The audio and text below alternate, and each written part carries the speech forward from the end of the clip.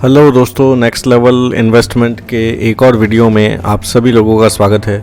मैं आज आप लोगों को मिलवाना चाहता हूँ 4 स्कूल फ्रेंड्स से जो अपनी स्कूलिंग ख़त्म करके 2005 में एक दूसरे से अलग हो गए थे और उन्होंने अपना कॉलेज कंप्लीट करने के बाद में अपने फादर का बिज़नेस ज्वाइन कर लिया था। इनके नाम हैं सोम, मंगल, बुध और गुरु। सोम, मंगल, बुध ये तीनों अच्छे फैमिली बिजनेस से बिलोंग करते हैं, फैमिली बैकग्राउंड से बिलोंग करते हैं। सोम के फादर का वर्कशॉप था, मंगल के फादर का पेंट का होलसेल का कारोबार था और बुध के फादर का रेस्टोरेंट बिजनेस था। इन्होंने अपने फादर के बिजनेस को ही ज्वाइन किया और गुरु ने प्राइवेट जॉब किया क्योंकि उसके फैमिली का ऐसा साउंड बैकग्राउंड नहीं था। तो आइए जानते हैं इनकी लाइफ की क्या स्टोरी है और ये हमारे लिए कैसे इम्पोर्टेंट हो सकती है। गुरु हमेशा ही अपने दोस्तों को देख करके सोचता था कि ये बहुत ज़्यादा पैसे वाले लोग हैं। इनके फादर ने इनके लिए अच्छी फाइनेंशियल प्लानिंग की, इनके लिए अच्छा बिजनेस भी अवेलेबल है।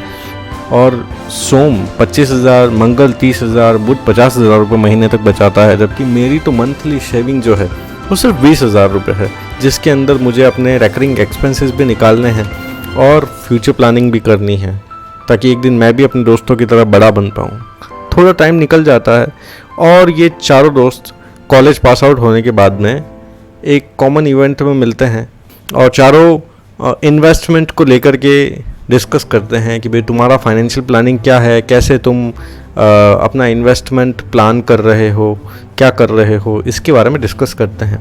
तो सोम जो है सबसे पहले वो बताते हैं कि भाई देखो ऐसा है कि मैं लाइफ में रिस्क नहीं लेना चाहता हूँ और इसलिए मैं अपना पैसा सिर्फ बैंक की एफडी में इन्वेस्ट करता हूँ। मंगल बताता है कि भाई बैंक एफडी में तो ब्याज थोड़ा कम है, मैं पोस्ट ऑफिस में इन्वेस्ट करता हूँ। और बुध एक अच्छे बिजनेस फैमिली से बिलोंग करता है, तो ये अपने पैसे को ब्याज पे चढ़ाता था, लोगों को ब्याज पे पैसे देता था, 1.5 या 2% के इंटरेस्ट पे ये उनको ब्याज पे पैसे चढ़ाया करता था। लेकिन गुरु के पास में इन तीनों में से कोई भी ऑप्शन नहीं होता है, तो एक बार फिर से वो थोड़ा उदास हो जाता है और कोई उसे सजेस्ट करता है कि उसे next level investment consultancy firm है, उनसे जाके इस बारे में बात करनी चाहिए। तो जब वो वहाँ जाता है तो वहाँ पर उसको डिस्कस करने का मौका मिलता है पहली बार कि वो भी अपने दोस्तों की तरह अच्छा पैसे वाला इंसान बनना चाहता है और फाइनेंशियली सिक्योर फील करना चाहता है। वो भी ये चाहता है कि उसके भी पास में 1 करोड़ रुपए से ज़्यादा कैश हो, बल्कि उसका सपना ही ये होता है कि 45 साल की उम्र की होने से पहले मेरे पास में 1 करोड़ कैश होना चाहिए। तो इसके लिए वो अपने इन्वेस्टमेंट कंसल्टेंट से बात कर रहा होता है और बताता है कि मेरे जो फ्रेंड है उनके पास में अच्छा वर्कशॉप का बिज़नेस है, एक के पेंट की होलसेल की शॉप है और एक के अच्छा रेस्टोरेंट का बिज़नेस है, लेकिन मेरे पास में तो इतनी कैपिटल नहीं है कि मैं इन तीनों में से कोई भी एक बिज़नेस स्टार्ट कर सकूं। तो अब मैं क्या करूं, आप मेरी हेल्प कीजिए, कैसे मैं अपने फाइनेंशियल गोल को अचीव कर सकता हूं।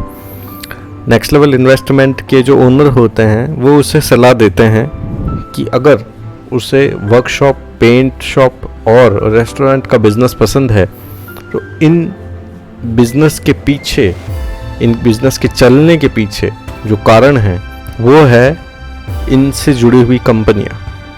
अगर बजाज, मारुति, टाटा, टोयोटो, हुंडई ऐसी कंपनियां नहीं होगी तो वर्कशॉप भी नहीं होंगे। ऐसे ही एशियन पेंट भी बहुत बड़ी दिग्गज कंपनी है और इसकी वजह से उसके दोस्त की शॉप बहुत अच्छी चलती थी। सेम स्टोरी नेस्ले के साथ में भी थी। तो उसे ये सलाह दी जाती है कि over a longer period of time उसे इन तीनों कंपनियों में इन्वेस्ट करना चाहिए और इन कंपनियों के शेयर परचेज करने चाहिए। शेयर का नाम सुन के गुरु घबरा जाता है और वो कहता है कि मैं बड़ी मुश्किल से सेविंग्स कर रहा हूँ और इस सेविंग्स को शेयर बाज़ार में अगर मैं लगाता हूँ कहीं मेरा पैसा डूबेगा तो नहीं। तो उसे इन्वेस्टमेंट कंसल्टेंट बताते हैं कि शेयर बाज़ार का जो उतार चढ़ाव है ये सर्टेन टाइम पीरियड की बात है, लेकिन लंबे समय के अंदर इस देश की अर्थव्यवस्था में, इस देश की इकोनॉमी में ग्रोथ है ही, इसमें कोई दो राय है ही नहीं। आज जितने लोगों के पास में कार है, कल उससे ज़्यादा लोगों के पास में कार होगी। आज जितने लोगों के पास में एसी लगा हुआ है घर के बेडरूम में, कल उससे ज़्यादा लोग एसी अपने घर में लगवा लेंगे। तो लग्जरी लाइफ, लश लाइफ का जो दौर है वो बढ़ता ही जा रहा है और हर एक आदमी सुविधाएं ढूंढता है और इसकी वजह से देश में तरक्की हो रही है। तो इसीलिए लंबे टाइम पीरियड में इन्वेस्टमेंट में किसी भी तरीके का कोई रिस्क नहीं है।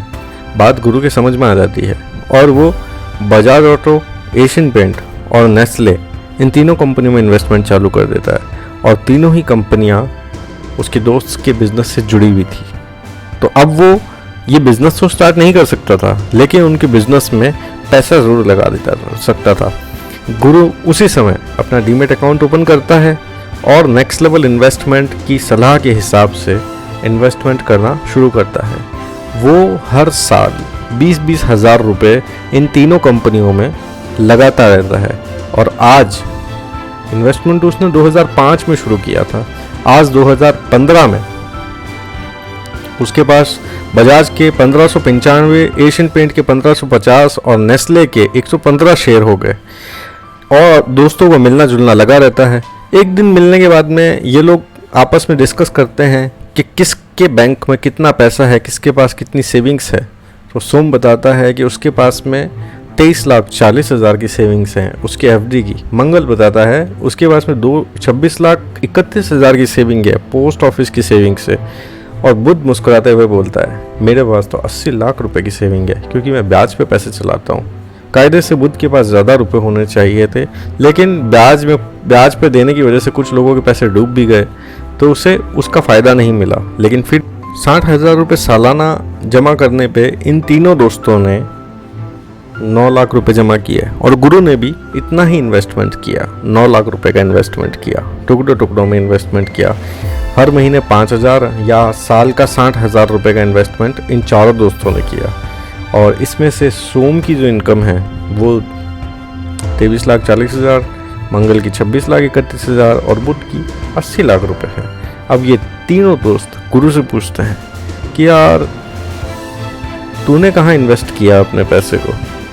तो गुरु बताता है कि उसने अपने पैसे को शेयर बाज़ार में लगाया था और लगाया भी उतना ही था जितना वो लगा सकता था।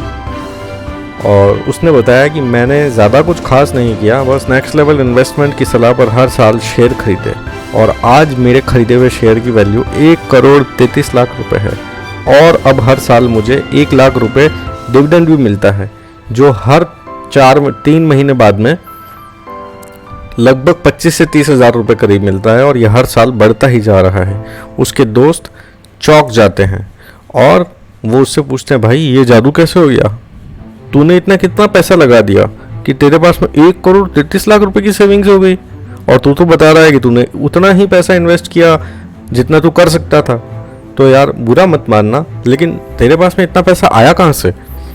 तो वो बताता है कि मैं हर साल 20-20 हज़ार रुपये 3 कंपनियों में इन्वेस्ट करता था जो तुम्हारे ही बिजनेस से रिलेट करती है। मैं देखता था कि तुम लोग जितना भी पैसा कमा रहे हो ये बजाज की गाड़ियों में, एशियन पेंट के पेंट कंपनी से और नेस्ले और हिंदुस्तान लीवर जैसी दूसरी कंपनियों से पैसा अर्न करते हो। इन 3 कंपनियों के बेस पर ही तुम तीनों अपना बिजनेस चला रहे हो। अब क्योंकि मैं तो तुम्हारा बिजनेस कर नहीं सकता, ना तो मैं रेस्टोरेंट खोल सकता, ना मैं पेंट शॉप खोल सकता और ना ही मेरे पास में वर्कशॉप खोलने का कोई अनुभव है या पैसे ही है, तो मैंने तुम्हारे बिजनेस से रिलेट करती हुई तीनों कंपनियों में पैसे लगा दिए और तीनों ही अच्छी कंपनियों में पैसे लगाए और आज की तारीख में मेरे पास में 1,33,00,000 रुपए है। और अगर तुम लोग चाहो तो तुम भी ये स्टार्ट कर सकते हो। तो इस पर सोम बोलते हैं कि यार शेयर बाज़ार में तो पैसा डूब जाता है। तो कहता है यार शेयर बाज़ार में पैसा डूबता तो मैं 1.25 करोड़ से ज़्यादा रुपया कहाँ से कमाता? बाज़ार में पैसा उनका डूबता है जो 10,000 रुपये लगा करके 10 लाख रुपए का गेम खेलने की कोशिश करते हैं। ये उम्मीद लगाते हैं कि आज हम पैसा लगाएंगे तो 1 साल के अंदर 1 लाख का 10 लाख हो जाना चाहिए। ऐसा किस्मत से ही होता है। लेकिन अगर तुम लोगों को लगता है कि हमारे देश की जो इकोनॉमी है, तो तुम्हें ज़रूर शेयर बाज़ार के अंदर पैसा लगाना ही लगाना चाहिए। उसकी बात उन तीनों दोस्तों को भी समझ में आ जाती है और वो लोग भी इन्वेस्टमेंट करना शुरू कर देते हैं स्टॉक मार्केट में और अपना डीमैट अकाउंट ओपन करवा लेते हैं। और अगर इन्हीं की तरह आप भी डीमैट अकाउंट ओपन करना चाहते हैं तो डिस्क्रिप्शन बॉक्स में लिंक दिया हुआ है, उसके ऊपर क्लिक करके आप डीमैट अकाउंट ओपन कर सकते हैं। इस स्टोरी के अंदर सोम, बुध और गुरु, मंगल, ये सब लोग हमारे ही जैसे कॉमन लोग हैं। हम में से ही कोई एक है। हर एक व्यक्ति अपने परसेप्शन से दुनिया को देखता है, लेकिन जो भविष्य देख सकता है वो ही आने वाले समय में जीतता है और किस्मत उसी का साथ देती है। तो ऐसे ही मेरा भी आप सब लोगों से रिक्वेस्ट है कि आप 500 रुपये भी लगाइए, लेकिन हर महीने 500 रुपये भी शेयर बाज़ार में इन्वेस्ट कीजिए। आप ये बात नहीं जानते हैं कि ये इन्वेस्टमेंट आपको क्या दे सकता है। और अगर आपको इसके लिए किसी तरह की कोई हेल्प की ज़रूरत है तो मैं तो हूँ ही। आप कमेंट बॉक्स में कमेंट करके मुझसे जैसे चाहें वैसे क्वेश्चन पूछ सकते हैं इन्वेस्टमेंट से रिलेट करते हुए कि आपको कौन सी कंपनी में पैसा लगाना चाहिए, कहाँ इन्वेस्टमेंट करना चाहिए। उम्मीद करता हूँ मेरा ये प्रयास आपको पसंद आया होगा। जल्दी ही मिलते हैं अपने अगले वीडियो में। तब तक के लिए गुड बाय एंड प्लीज़ मेरे चैनल को सब्सक्राइब करना और बेल आइकन को प्रेस करना नहीं भूलिएगा। इससे मेरा आने वाला वीडियो का नोटिफिकेशन आपको सबसे पहले मिलेगा। सी यू सून।